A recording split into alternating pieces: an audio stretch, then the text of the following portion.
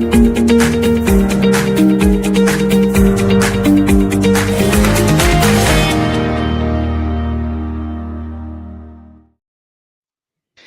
morning, everybody. Welcome to the Energy Realities Podcast. My name's Stu Turley, President and CEO of the Sandstone Group. It is an absolutely wonderful Monday morning here. Just having a lot of fun. We're getting ready to wind up and start getting people on the podcast. We've got Irina Slav over in Bulgaria. How are you? You've been busy this morning writing articles all over the world. How are you? I have been better. I survived dental surgery last week and I still can't speak normally. But I will be better. And yeah, writing stories is what I do, Stu. So that's just a regular day for me. It's a lovely autumn day, raining, cool, very nice. Oh, I love it. And do you get any help from your cat on the keyboard? Because you actually make sense. I need to figure out how to do that. No, he's not helpful at all. I'm sorry to say. Okay.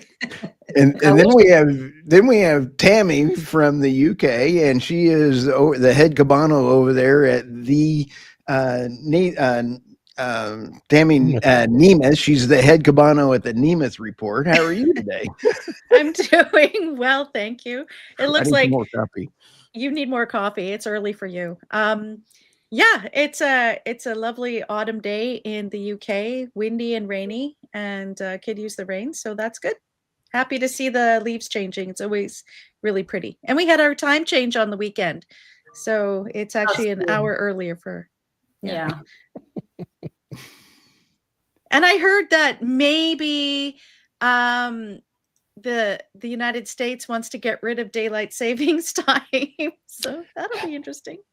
Yeah, it's kind of like dissolving the EU. It's an idea that comes up every year for the last 30 years and never happens. I wish it would happen, though. Yeah, I don't mind it. I don't mind it. And by the way, I'm David Blackman. Stu is busy doing something. I don't know, he's frozen or something there. No, I'm trying to share it out on social media here, so just bear with me. This is David Blackman. He is the head Cabano over there at David Blackman Energy Absurdities Substack at blackman.substack.com. How are you, sir? Well, you look like you're about as adept at multitasking as I've become in my old age, and just that talent is one of the first to go. One of the first. Well, we have a heck of a show lined up here. How is Texas this morning? It's just beautiful. Look at that sky in the background. That's Austin, the Capitol building. It's a live shot. I'm here on the Capitol grounds recording this today, and everything's beautiful. Really, I'm in my office, but I like that much. And I'll tell you what the cool thing is there's no chemtrails in that picture. So you got to like that. Let's go ahead. There have been no chemtrails during the government shutdown. I have been keeping watch. Isn't that kind of fun? Let's go ahead and jump over to you, David, while we're going to roll over to your stories here. We've got two stories. We want to tee up these two articles that we want to talk about. Yeah, I'm going to take ANWR first because it's probably the lesser important of the two. ANWR, of course, has been a political punching bag in football in the United States for 45 years, since the USGS did its initial resource estimate way back in the early 1980s, playing off a study that had been conducted, I believe, by BP during the 70s development of Prudhoe Bay. And, the estimate, the official estimate is there's 8 billion barrels of oil beneath the coastal plain of the Arctic National Wildlife Refuge on the North Slope of Alaska. It's a gigantic place that's, I believe, about the size of South Carolina. The Trump administration has opened up a sliver of that, or wants to open up a sliver of that, to leasing and drilling for oil in this wildlife refuge that was set aside in the 50s by President Eisenhower to protect the pristine nature of this region of the world. If there's an $8 billion initial resource, 8 billion barrel initial resource estimate by the government, that means it's very likely to be many multiples of that beneath the ground under ANWR, as we've seen from other resource estimates USGS does. For example, their initial resource estimate of the Wolfcamp Shale, Wolfcamp Wolfberry play in the Permian Basin was 3 billion barrels. Current estimates are well over 30 billion barrels, and it's probably going to keep going higher as the field continues to be drilled out. So it's a lot of oil. It's a big prize. The question is if the president opens it up for leasing, in which they plan to have a lease sale, and they're soliciting bids from companies interested in it to specify exact acreage they want offered for lease here in the coming months.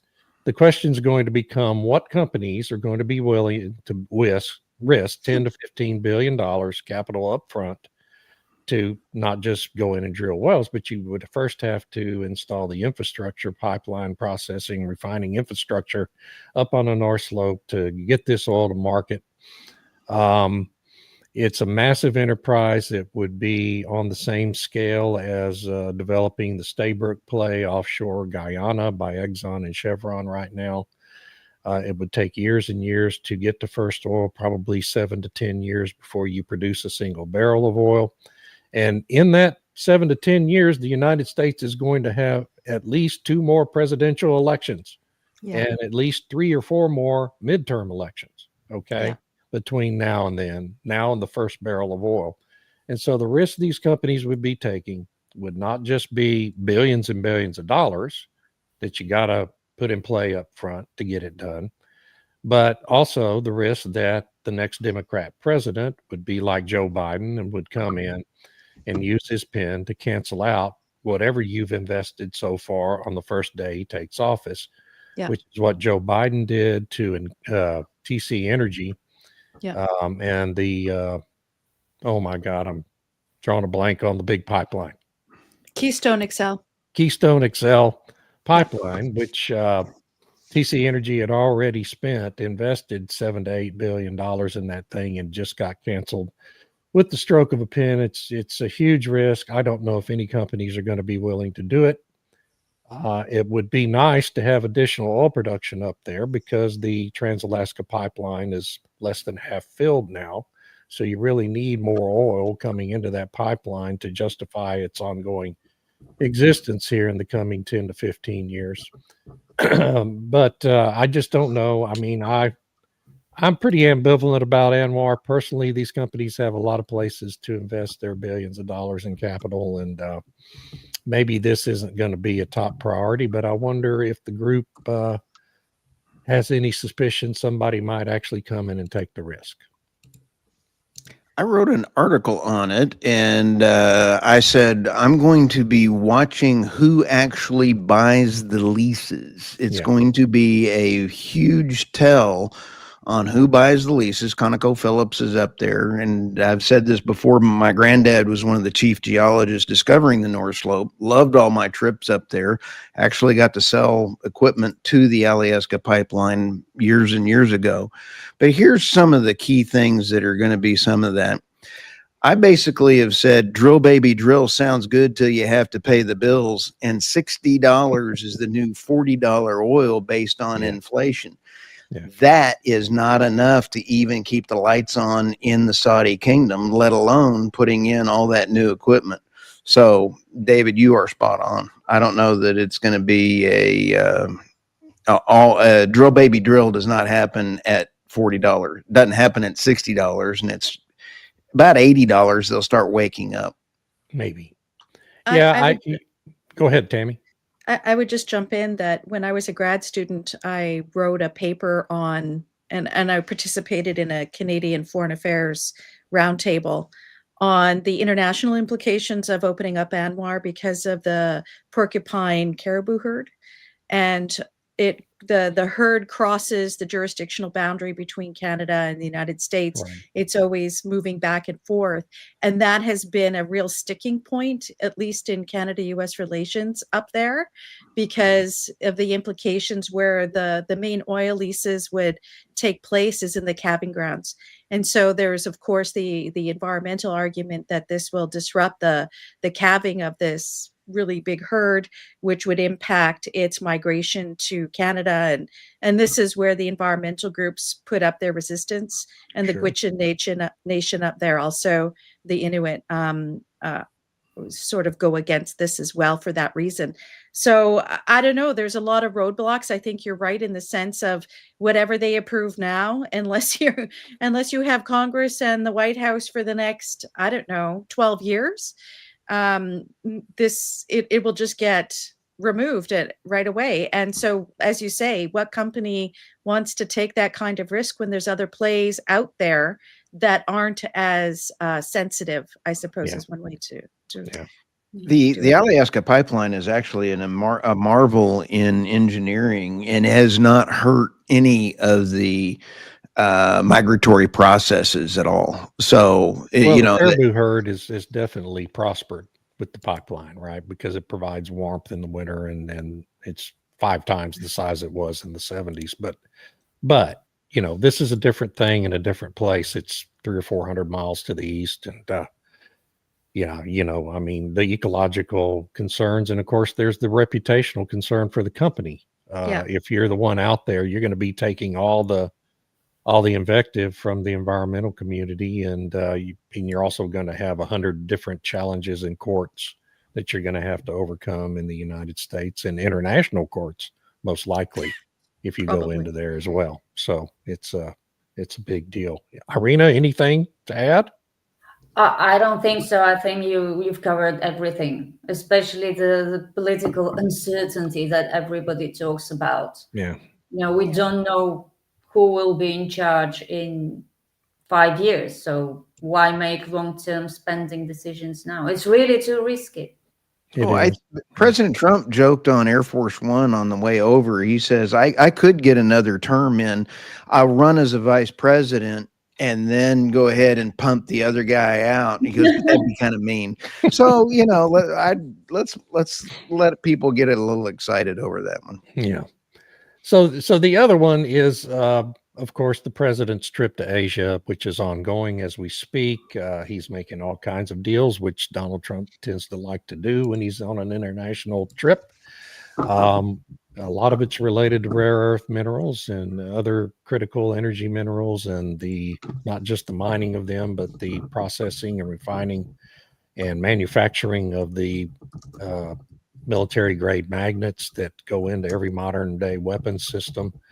And he's making these deals with all the countries that kind of halfway surround China, and sort of isolating China, at least to some extent, in that part of the world with these agreements with Malaysia and Japan and other countries, Thailand that he's visiting. And Stu, we have a clip of Scott Bessent talking about this, right? You can see the arc of where these trade deals are going. I won't say that the Chinese were on their heels, because they're very composed. But Vice Premier Hu Lifeng is a seasoned politician. But it's clear that the momentum was with us, that when you get the EU, the world's largest trading bloc, when you get that deal inked, we had Japan, we had Indonesia, we had Vietnam. So not only did we have the EU, who has a very large trading relationship with China, we also had 3 of their neighbors. I think. So one of the criticisms about these trade deals is that what typically they're agreeing to is a framework for a further negotiation. It's not a final trade deal. And that's a valid criticism. So there's a lot of details to be worked out in the deal with the EU, for example. We see this constant back and forth with Canada. They ran a bad ad using Ronald Reagan last week, and the president slapped another 10% tariff on Canada. That'll go away sometime soon when he is in a different mood. So there's a lot of uncertainty around all of this. But I think the point we need to make here, there's several. One is this is a vitally important issue at the moment with rare earth minerals. It's vitally important, not just to the United States and China, but to everyone on Earth, because these materials are key to the making of every modern gadget we have. Uses chips that are manufactured in part from some of these minerals.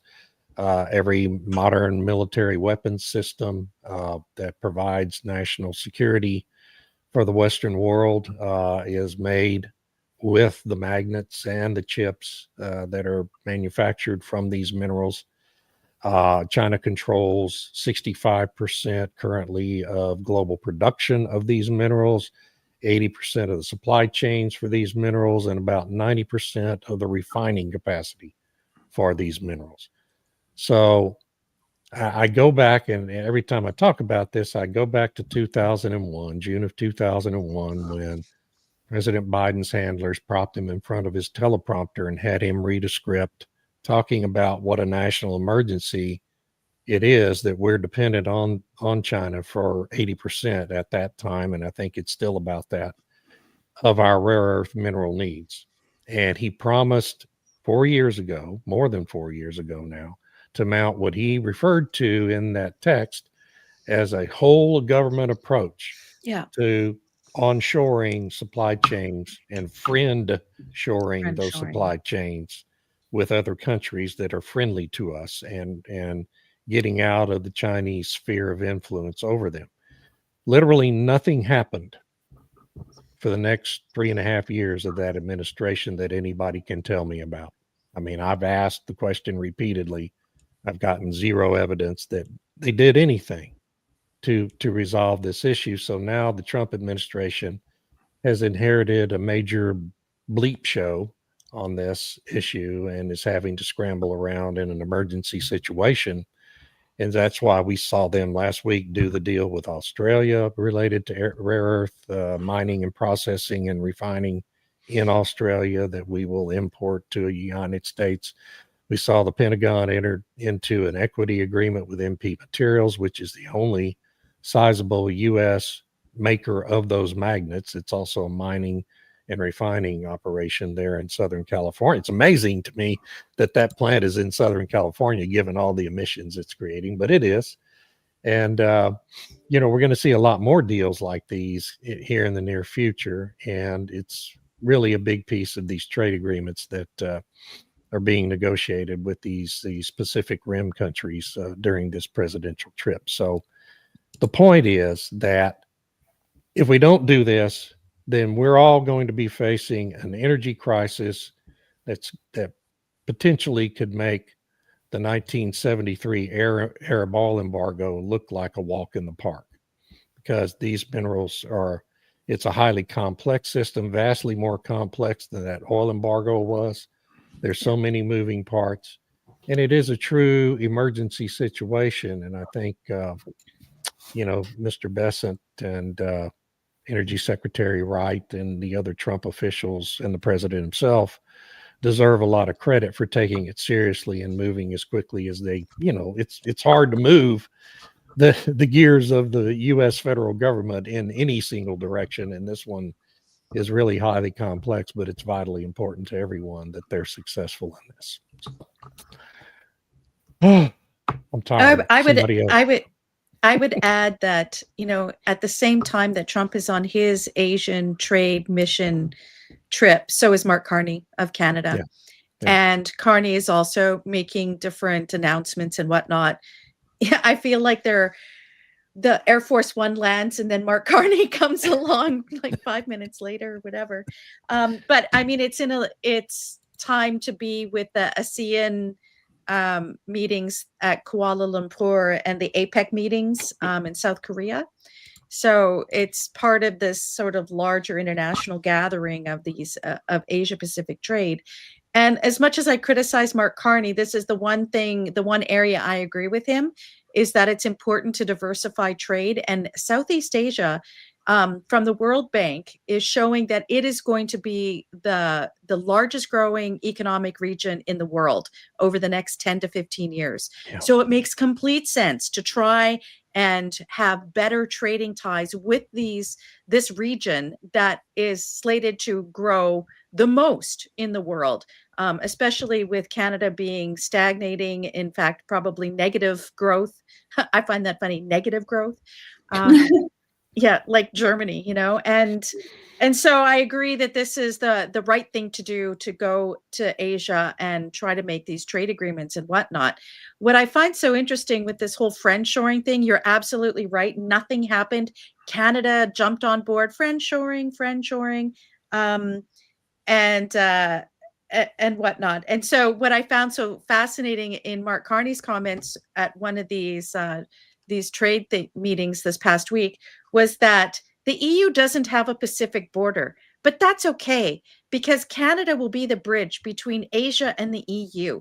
And so the EU can be a minor partner or something in one of these larger Pacific agreements that Canada's in, and Canada will be the bridge. I'm just like, oh my gosh, what is this? This is crazy. What are you talking about? But that's all right. That's Canada just kind of in the tail of what America's doing. Canada's there too. So Stu, didn't George Costanza refer to negative growth as shrinkage? Yes, he did. That was right after he got out of the cold ocean. The hot tub or the Yeah. Could I just make a note about the EU? And I have to respectfully disagree with Secretary Besson, because really getting the EU to commit to buying hundreds of billions of US energy, and not just US energy, is not really something to be proud of, because this commitment is going to, hasten the breakdown or the collapse of the European Union, and you'll be left with nothing. I mean, it is a very big trade bloc, but it's not doing particularly well, because if it doesn't grow economically, it cannot keep affording these imports that it has committed to buy. Yeah. And it cannot grow economically because its energy bill is too high and about to get higher because of these commitments to the United States. So I think Asia is definitely a safer bet for anyone with long-term perspective on anything, really. For sure. Yeah. Stu, that's kind of a signal for your evolving trading blocks narrative, right? Yeah. That was one of my stories that I had here, and Greenpeace and the net zero followers are wrong. The world is bifurcating into new trading blocks. I had fun writing this article, and when you sit back and take a look at Grok, I really enjoyed. Said, hey, could you put Ed Miliband as a Wallace and Gromit character? And poof, here it comes, and it was actually a real shot of him. So I think Grok had a headache that day. But the key thing is, and the fundamentals to this article are all about trade. And when you sit back and take a look at net zero equals deindustrialization. And when you look at deindustrialization, we saw over this past few days, Germany taking down their two towers of their last nuclear. So here's green energy people in a Green New Deal, and they take down all of their nuclear that does not have any emissions. You can't buy this kind of stupid. And so net zero is absolutely horrific. You take a look at California's cautionary tale. California is the same as Canada, the EU, and the UK. And when I talk about is, here are the in this article on energynewsbeat.co, you've got the growth and the main block problems that were each country. But you take a look at the great bifurcation, it's going to be green blocks versus growth blocks. And what I envision out of this is, I think that the war in Europe and Ukraine is going to be over fairly soon. And I think that you're going to see Russia, India, you're going to see Asia being the biggest growth pattern. The biggest non-growth pattern is Canada, EU, and the UK. So you're going to break up into these, and it's going to be very interesting to see how all this rolls around. Really is. I like how you categorize that as green versus growth blocks, because it's basically been doing this since 2020 when the EU introduced its Green Deal. Then you had the auto pen era in the United States, and how that was really pushing the United States to join that EU Green Deal global, we're going to redo the global economy. And then you had the rise of the BRICS nations saying, whoa, whoa, whoa, we want to grow. We don't want to do all this green stuff. But now that, that bifurcation was happening then, it seems to sort of be, I would say, fragmenting a little bit, because the US was originally in that green camp. And now it's like, we want to be in the growth camp. So I'm not really sure how that's going to play out in the long term. At least in the short term, America is like, whoa, whoa, whoa, we want to be growing. We don't want to be embracing all this green stuff. But that puts the EU into a precarious situation, because it's full in on the whole green stuff. And now it's like, we can't, how are we going to pull everybody else into this green, sort of global green initiative? And the rejection of, or at least the delay on the vote for the international shipping carbon tax, that was a big blow to the EU's ambitions. And what happened with, which I'm going to talk about in a second, the Corporate Sustainability Due Diligence Directive and all of this climate accounting stuff, that they really hoped that this was going to reshape global trade and make it be in this sort of green formation. And China is interesting because they have their foot in both camps, because with the way they have their social credit system, for them to monitor what everybody's emissions are and to have algorithms sort of, how do I say this politely? Present the data in favorable terms, in favorable ways, in how they do the reporting and stuff. Yeah. That's really easy for them. So for them to jump onto that bandwagon and say, yeah, okay, we'll do net zero, we'll do the carbon accounting stuff, because they have the means in which to present themselves in a more favorable light than people think. So, they have their foot in both, and it'll be interesting to see how that plays out. I don't know. What do you think of that? I think you're right. Absolutely right. And they dominate the manufacturing of all the material needed in components for green energy. So, they get credit for that. And at the same time, they're continuing their massive expansion of coal-fired power plants and are double the emissions, I believe, of the United States now, at least double. And are you talking about China? China's emissions, yeah. Oh yeah. So anyway, it's quite the shell game they have going on. Irina, do you think it's part of that green versus growth blocks? And what do you see as happening in the midterm? Well, it clearly is, even though the EU insists it can do growth and green together at the same time, which I really don't know why they insist on it, but it's breaking down the whole narrative. You mentioned the CSDDD, and now they've agreed to review the internal combustion engine ban, meaning they're going to walk it back, because it's not going to happen. Yes, there are too many member states that do not want it to happen. And it's going to just accelerate this momentum. I've been saying this for years. We have all been saying it. We've been discussing it forever. There is no other way things could happen, because there is only so much reality would allow to be pushed against. And at some point it will reassert itself, and it is reasserting itself. Yeah. Germany already has some of the highest energy costs in Europe and possibly the world. And now they destroyed their last nuclear power plant just to make sure, as Eugippius put it, just to make sure it would never be reopened. Yeah. This is not a sane action. This is not the action of people who are rational. And if you've got irrationality, it will inevitably lead to disaster, sooner or later, but it will be a disaster. Yeah.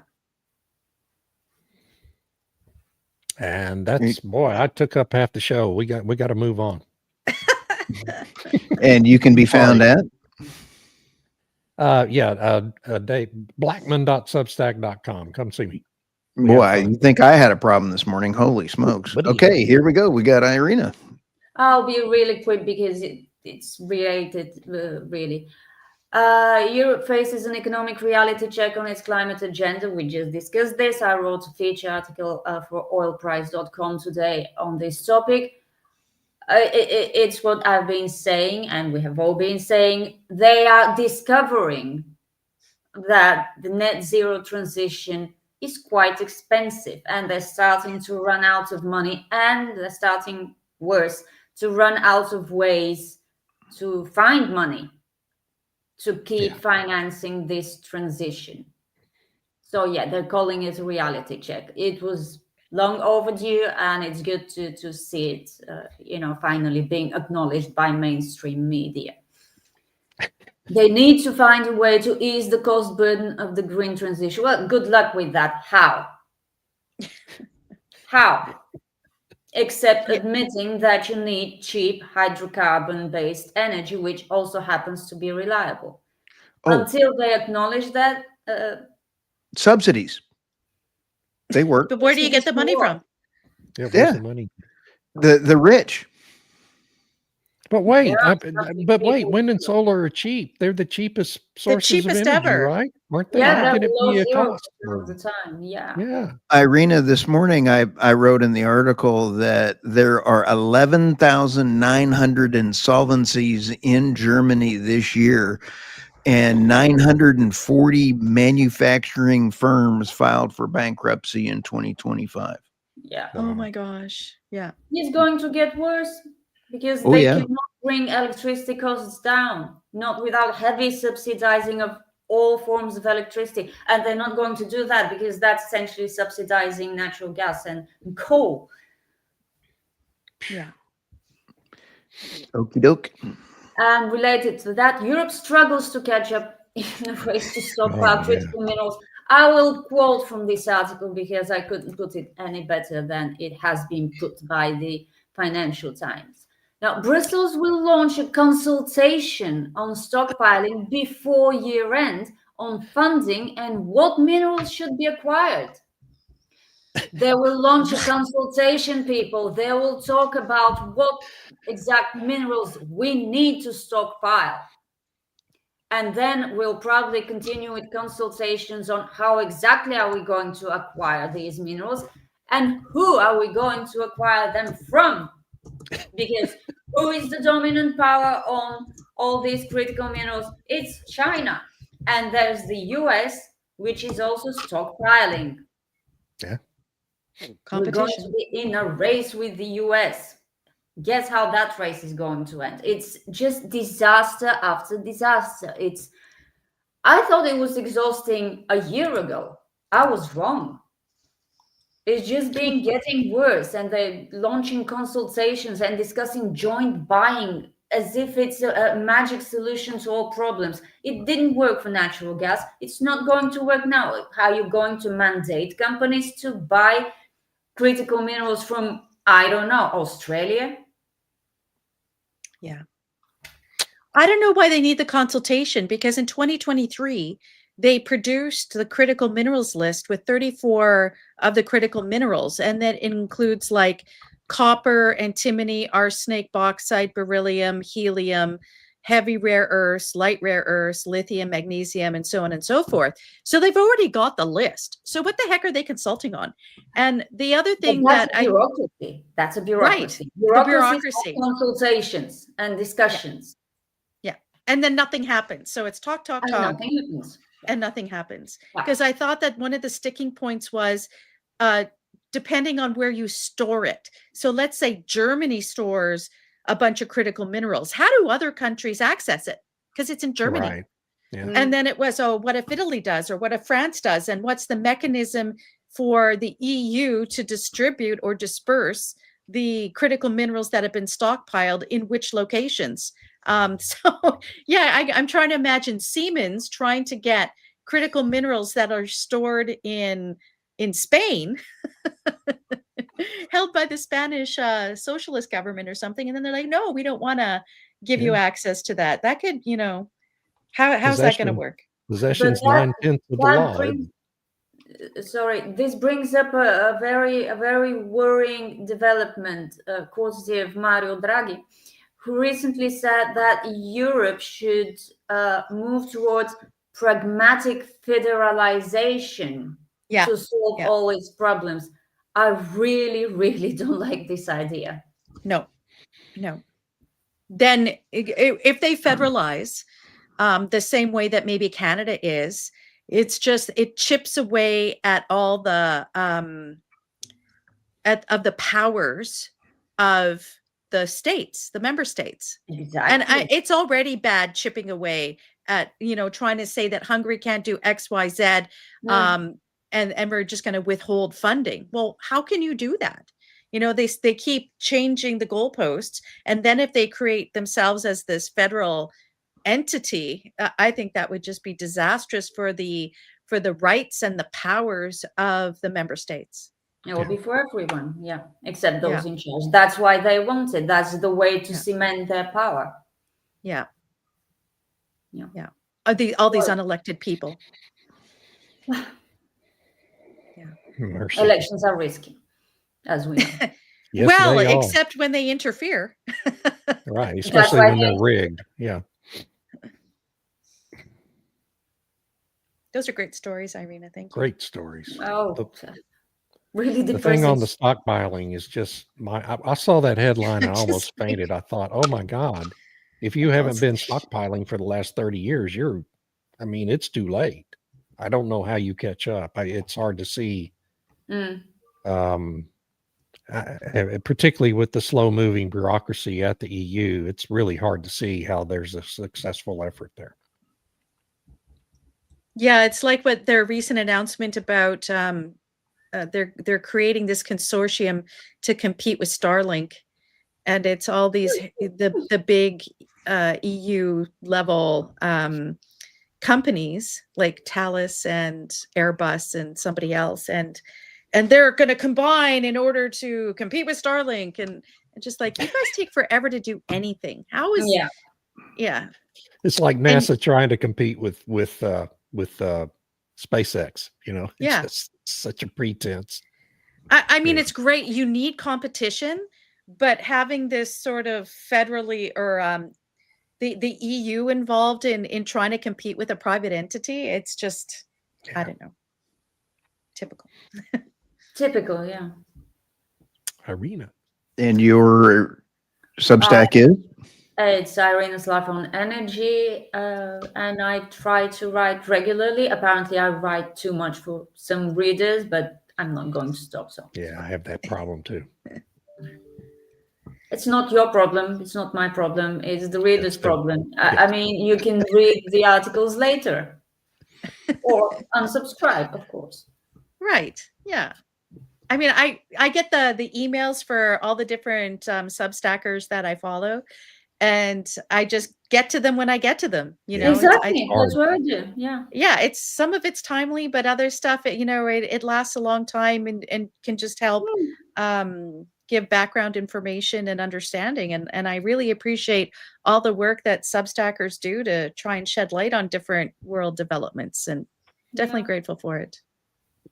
Yeah, me too. It's a great place to be as reader and a writer. Yeah. For sure. Yeah, because you get control over what you're writing and whatnot, and I think that's really important. And then there's room for engagement there if people wish to have their comment, and I'm all for open discussion. So me too. Yeah. All right, I guess we're on to my stories here. So I'm going to go with the one that's really big and bold there, and that is the letter last week from the U.S. Energy Secretary Chris Wright and the Qatari Energy Minister. And they sent this letter to the EU regarding the Corporate Sustainability Due Diligence Directive. And what's really, I think, frustrating for Qatar is they have communicated their position to the EU on several occasions and have received no response whatsoever. And, honestly, I think they're being kind of generous in this letter, because they're like, we think you should reconsider these 4 particular articles of this directive.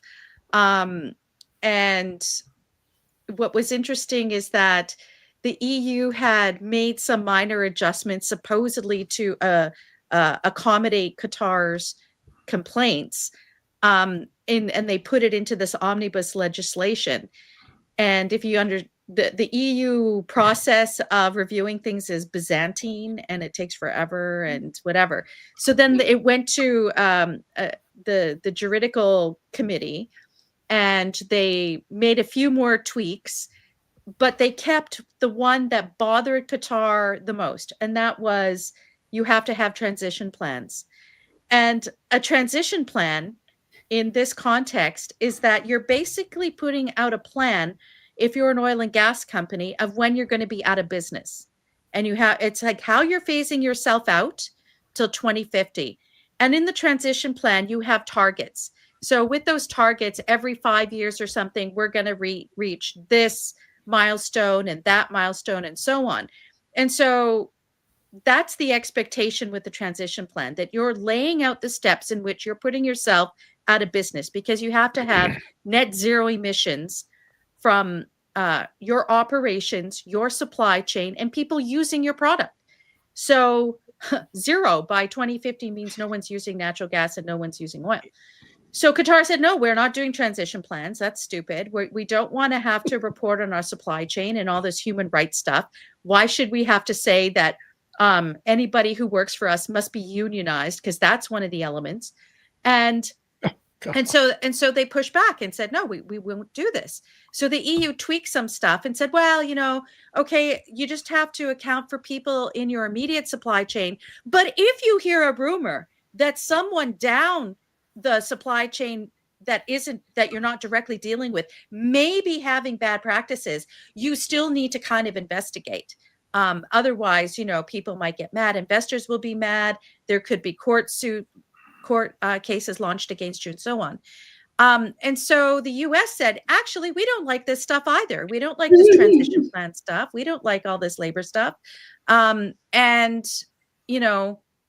also tracking methane emissions. So that is another big one where you have to account for all the fugitive emissions from pipelines and other stuff.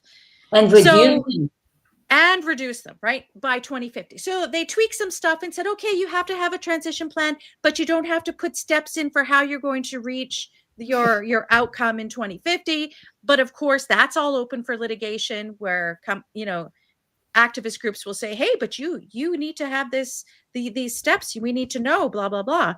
And interestingly, as a bit of a side note, Total Energies lost a case in France last week that said, by just making a general statement that they're committed to reaching net zero by 2050, it's greenwashing. And they're liable for misleading the public and investors by just making a general statement that we agree we're going to try to get to net zero by 2050. So that should have a chilling effect also for what these transition plans are. Because even if they say, well, it's not required, we'd like you to do it, but it's not required, the ENGOs will take you to court and you'll have to be forced to do it anyway and run that legal gauntlet. So they wrote this letter. Then the EU they voted and said, we're not going to accept the changes in the omnibus. So now it's going back to the drawing board and then by November 13th or something, they're going to have another vote on whether they move forward. So basically the US and Qatar are threatening that they will stop LNG exports to the EU unless substantive changes are made or the legislation is repealed, the directive. So who knows where this is going? But I think their complaints are legitimate. And what's not in there, Tammy? What is not in there is what is happening to the solar panels and wind farm blades as they come off and get replaced, the boneyards and the pollution that wind farms and solar panels do. In the United States, less than 5% are, I believe is the number that is recycled in the United States for solar panels. So you've got let's say ballpark 95%. It's $2 to throw it into a landfill, which we ship off site and out of the way and out of mind, and then it goes into the ocean and kills everything. So that's not in there. What a bunch of hypocrisy, folks there. I think Yoda said it best. Hypocrisy is deep here. So you sit back and kind of go, Yoda is right when he says, hypocrisy is strong with this one. Anyway, that's a good point, because you're right. It's selective application of these different laws, and there's definitely double standards where wind and solar companies get a pass. The battery electric, backup systems, whatever, they get a pass for whatever environmental damage that they do. But oil and gas companies are held to the, not even to the letter of the law, but beyond the letter of the law, to whatever judges feel like interpreting on that day. If they, if the environmental groups or the activists get an activist judge. So that's not the way to run a country or an energy system. Which then brings me to the UK story. So the article there was in the Telegraph, and I love the headline on this: household electricity bills to change with the weather. So this is, the UK has been trying to get people to take smart meters for a long time. It's a mandate, but it's been slow. I think right now it's 60% of households have smart meters. And whether Octopus Energy has trialed this already, but now E.ON, which is the other big energy supplier in the UK, is rolling it out as well, where they will be in. Right now, if you have a smart meter, you will, for the most part, just pay a monthly average, right? So whatever your consumption is for the month, you'll be charged a rate. You sign up for a rate, and that's what you get charged. But now they want to monitor your usage every 30 minutes. And then the rate will change every 30 minutes, depending on whether or not the wind is blowing really strong, or if it's really sunny, or if it's shady, or if there's a Dunkelflaute, if it's still. And if it's still, then wow, you're paying a whole lot of money. You're in trouble. Yeah. You're in trouble. And one of the interesting aspects of that article is the author writes, the change is intended to lower electricity usage. So it's not just, we're going to make, because they're trying to spin it that it's going to be cheaper for you and you'll be able to charge your EV, or maybe you can, do all this different stuff. You, with the smart meter and smart appliances, you can schedule your washing machine to run overnight. I'm like, oh my gosh, that'd be so loud. And what if it ruptures and there's water all over in the middle of the night? Anyway, but they're spinning it that you're going to save money. But then the reality is mentioned in the article that actually they want to lower your usage. Well, how are they going to lower your usage? By making it prohibitive to actually use it when you need it. And I think the most important point made in the article was from the shadow energy minister, who said that the whole point of the grid and the smart meters is for people, not the grid. But now we're supposed to reorganize our lives in order to accommodate the grid. And Tammy, how come they do not advertise the fact that smart meters are radiating out very harmful things to humans? And it is now a known fact that those things are a health hazard on your house. Good question. I don't know. It's not being mentioned in any of that's the quiet part. conversation. That's the quiet part. We have to be quiet about it. Yeah. So, excuse me. That's kind of what the UK is doing, which is sort of falling in line with what the EU Green Deal is. The UK has its own Green Deal, really, which they call the Net Zero Act and whatever. So, yeah, I mean, they want this mandatory in every British household by 2027.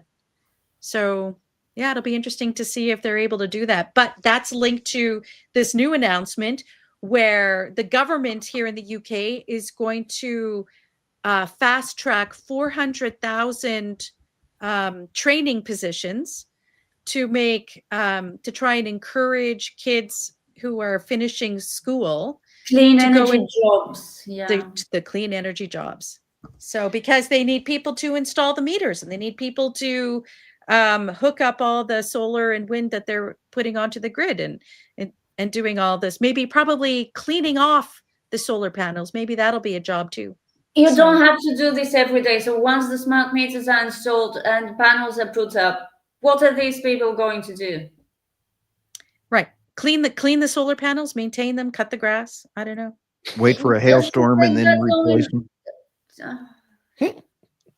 Right. So and then because they're also mandating that everybody put a heat pump in their home, and the manufacturers of the heat pumps are saying, well, we don't have enough installers, so they're going to rush people through training to install these heat pumps, which aren't necessarily going to be installed in the correct fashion. And there's already complaints that the installers aren't doing a good job, and there's leaks and mold and various other things. So yeah, apparently all these young people are going to be trained to install heat pumps and plumbing for the heat pumps and installing the smart meters. And I'm sure there's going to need maintenance because the smart meters are prone to breaking down and reporting incorrectly.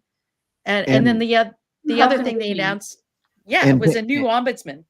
Tammy, your other article here, clean energy jobs that we're talking about right now, boom to bring thousands of new jobs. There's 400,000 by year 2030. How many people are employed in the oil and gas industry? A lot more than that. Well, I mean, they're going to be put out of work, right? Ding. Because, North Sea is being shut down. Refineries are being closed. So, yeah, I don't know. And are they going to retrain those people for these green jobs? I don't know.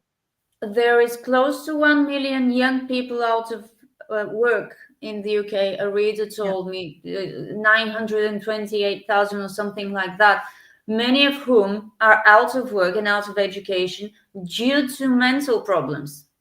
Yeah. Which is very interesting. Climate anxiety in the UK, Climate I suspect, is anxiety. I quite don't know high. if it's climate anxiety or social anxiety or whatever else is trendy, or I'm being unfair. Young people do suffer. They have trouble adjusting to living in society because of online addictions and all that.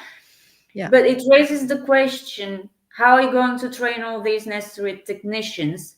How well are you going to train them, as you pointed out? And what happens if these young people don't want to become solar or heat pump technicians? Can't force them. Yeah. So part of the announcement made was that they're going to establish 5 new clean energy technical excellence colleges. Oh my goodness, come on. Yeah. So they're now going to, right now, the Tony Blair, when he was in power back in the late 90s, early 2000s, it was to push all the young people into universities because, until he was there, you only went to university if there were like engineering jobs, doctors, lawyers, if you're going to be an academic or whatever. And so there was a smaller percentage of students who went into universities. But then he said, I want 50% of all students to go to university. So the universities expanded like crazy in the UK and they pushed a whole bunch of people who probably shouldn't be going to university into universities. And now they're like, we don't need more sort of social justice warriors. We have enough. We now need people who can actually physically do stuff because they're plumbing, electrician, welding, and so on. So that's the direction that they're going, and to set up these new colleges in order to train. But again, what's the quality of that training, especially if the people don't necessarily want to go, but they're like, what option do I have? So yeah, it's horrible. Stu, the problem with being the moderator is you end up with the last 5 minutes of an hour-long show. sorry.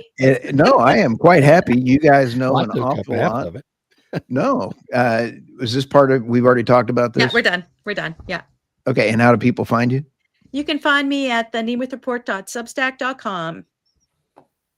All right. That's it. And then we have David. Let's roll over here. I had Spain reconsiders its nuclear phase out as utilities of Almaraz extension. Do you think they're going to wake up and you smell the holy cow Batman, the net zero deindustrialization of a once great Germany shows up on their doorstep?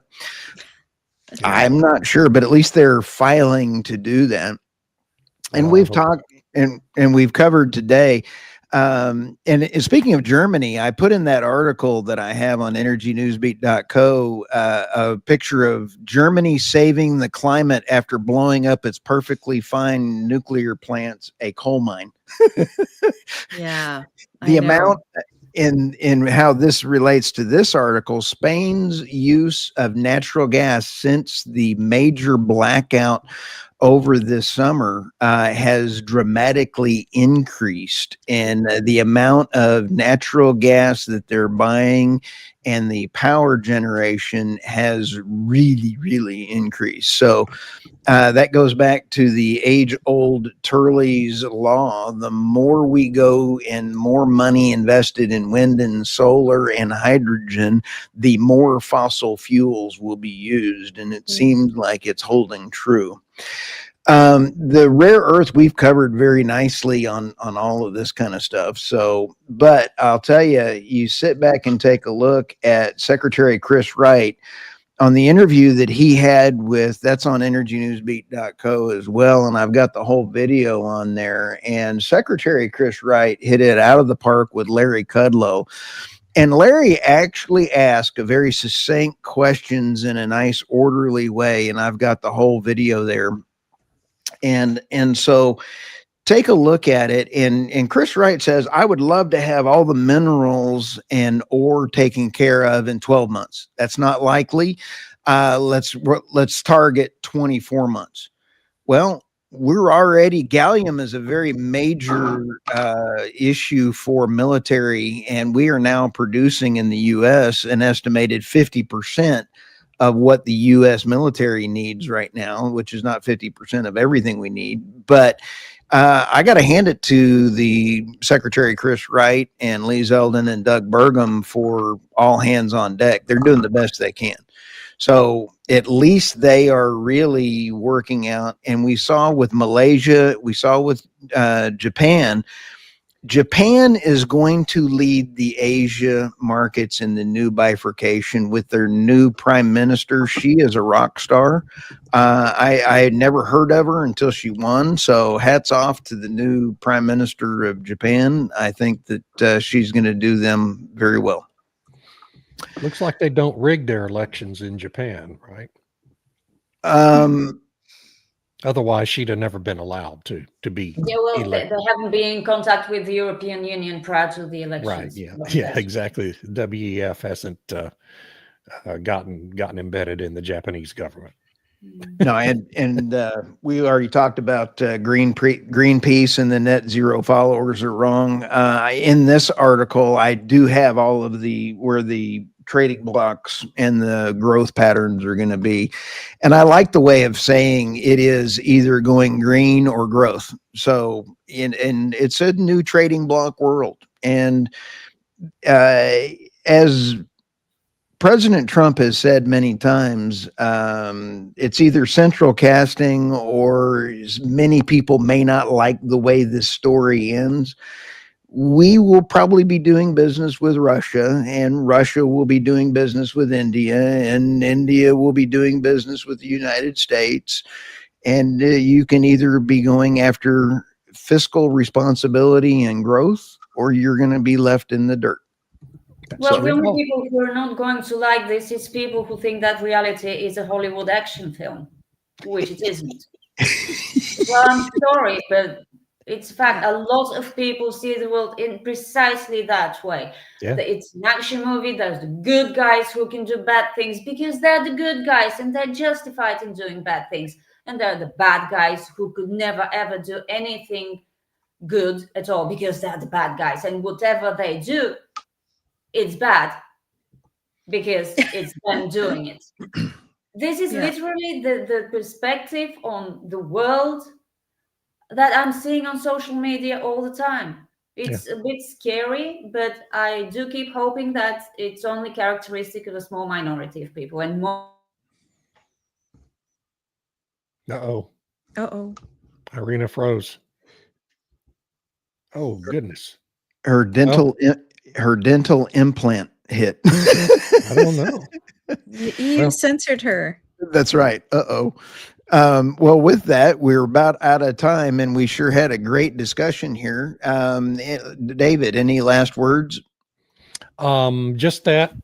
My cap is my Charlie Kirk tribute cap. It says, "Truth is not hate speech." By the same token, reality is not denialism. Keep There that you in go. mind as you go forward, folks. Truth is strong with you today. And then we have Tammy. Any last thoughts? Nope. I thought we covered a lot of ground today, and I'm grateful for all the people who got up early to tune in. Yes, thank you. All right. With that, this was the Energy Realities podcast. This will be out on all of our Substacks. And thanks. And let's have an absolutely fantastic week. You can always reach me on energynewsbeat.co or theenergynewsbeat.substack.com. Have a great day, guys. See y'all. Awesome. Thanks everybody. Bye.